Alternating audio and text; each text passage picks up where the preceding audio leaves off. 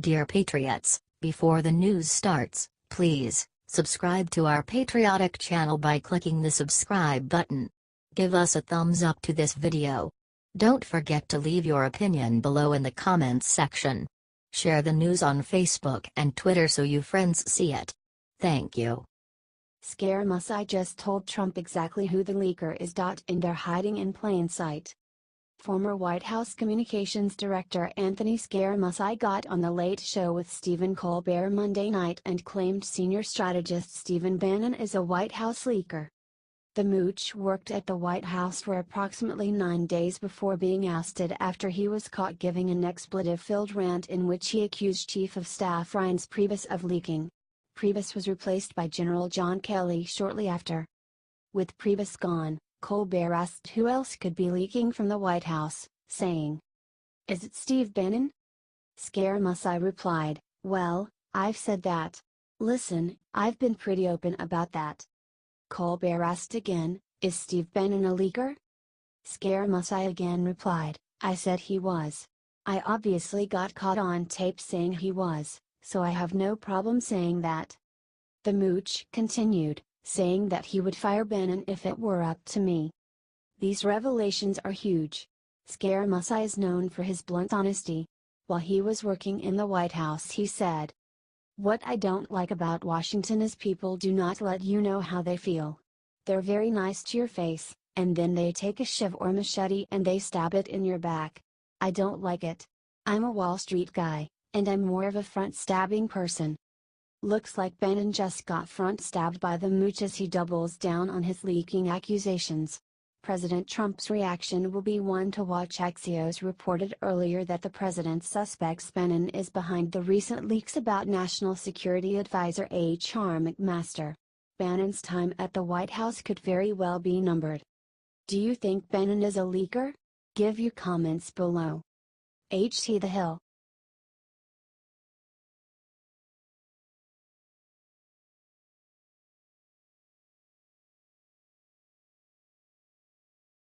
McCain praises Senator Jeff Flake as a hero after speech insulting President Trump. Arizona Senator Jeff Flake announced that he would not run for Senate in 2018 and then went on a long rant against President Trump. After his anti-Trump speech, Senator John McCain had huge praise for him. "Mr. President, I rise to say enough. I rise today with no small measure of regret. Regret, because of the state of our disunion. Regret because of the disrepair and destructiveness of our politics, regret because of the indecency of our discourse," said Flake. "Regret because of the coarseness of our leadership, regret for the compromise of our moral authority, and by all of our, complicity in this alarming and dangerous state of affairs. It is time for our complicity and our accommodation of the unacceptable to end," he continued. Everyone has been insulting President Trump. But according to John McCain, this was a brave move. "It's very hard for me to add to the eloquence of my dear friend from Arizona," said McCain. "But I do want to say that it has been one of the great honors of my life to serve with a man of integrity, honor, decency and commitment to not only Arizona but to the United States of America. I have seen Jeff Flake stand up for what he believes in, knowing full well there would be a political price to pay," said McCain.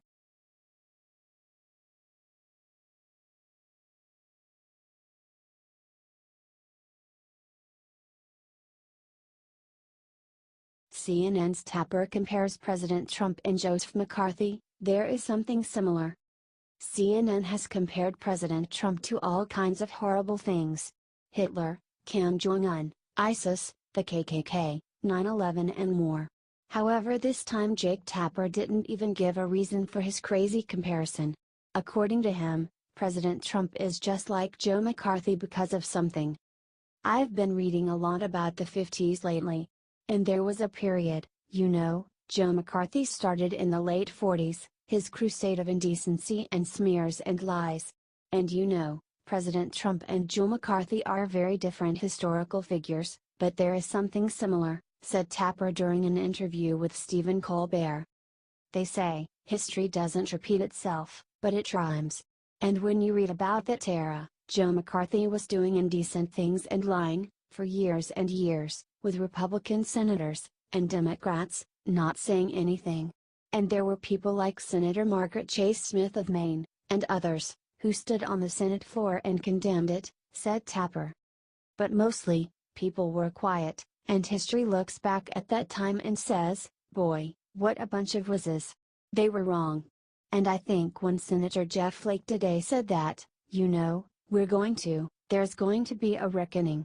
People are going to look back at this era and say, what were you doing with it's not McCarthyism, but it's something else, all this indecency and all these lies? What did you do during that time? Said Tapper. It's something I think about all the time as an interviewer, and as a broadcaster. It's important, there aren't two sides when it comes to the truth. There's one side, the truth, said Tapper.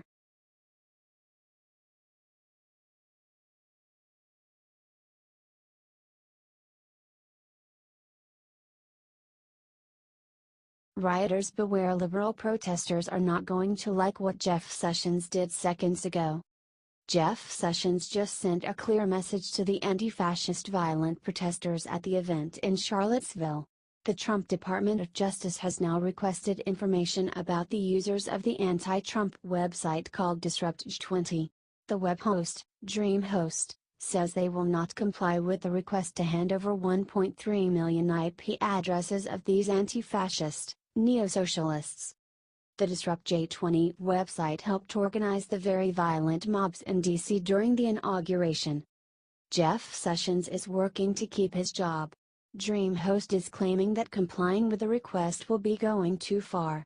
They say it would be the equivalent of handing over 1.3 million visitor IP addresses, their information, email content and photos of the visitors to the website, says The Hill.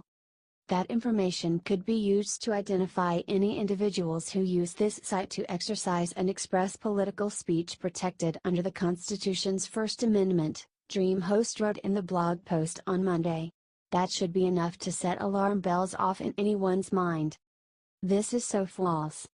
The site is being used to recruit violent rioters and their destructive attacks on cities. Jeff Sessions is taking a stand and shutting down the violence that has erupted across America. Woo damn. These protesters are gonna get what's coming to them. Share this millions of times on social media so that these violent miscreants can go running home to their mother's basement in fear. They fought the law and the law is about to win.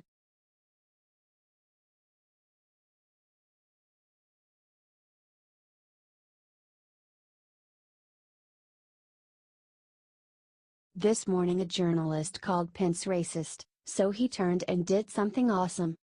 After all three broadcast networks spent Sunday attacking Trump for the violence in Charlottesville, Mike Pence stepped in and set the record straight. The interview was aired on NBC News and Mike Pence went on the attack. He scolded the press for their continuous criticism of our president. I will tell you that I take issue with the fact that many in the media are spending more time criticizing how the president addressed the issue yesterday. Many in the media have spent an awful lot of time focusing on what the president said and criticisms of what the president said, instead of criticizing those who brought that hatred and violence to the streets of Charlottesville, Virginia. That's about as real as you can make it.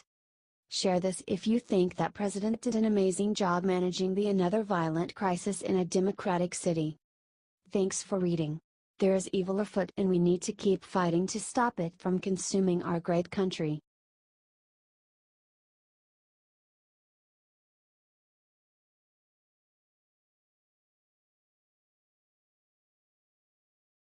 Leftist sick new attack on Melania goes after the one thing no one expected.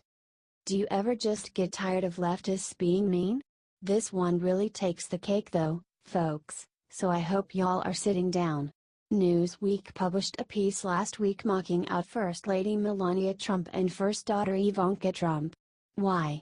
For wearing high heels. Yep. According to Newsweek author Nina Burla in her creepily titled article Melania, Ivanka, and Ivana Trump wear high heels, a symbol of everything that is beautiful and horrifying about them. When the Trump women wear this common shoe style, they are being horrifying. A bit dramatic, wouldn't you say?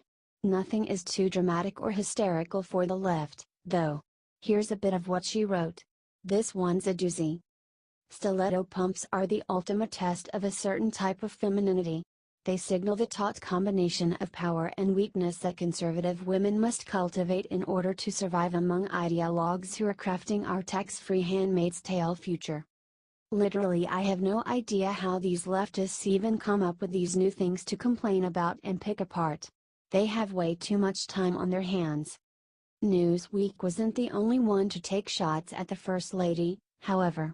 Forbes put out an article saying Melania is fashionable but could never be a fashion icon like Michelle Obama, saying, "Trump is gorgeous like an actress at the Oscars, with a dash of Real Housewife thrown in. She's polished, but she's not inspiring. Our flots seems pretty in spring to me. Melania is a former model and a huge fan of fashion and she looks great." Let's face it, no matter what the Trump women do, the left will complain. They can't even wear heels without them complaining. So much for being pro-women. Do you think Melania is a fashionable first lady? Share this out to show Melania we have her back.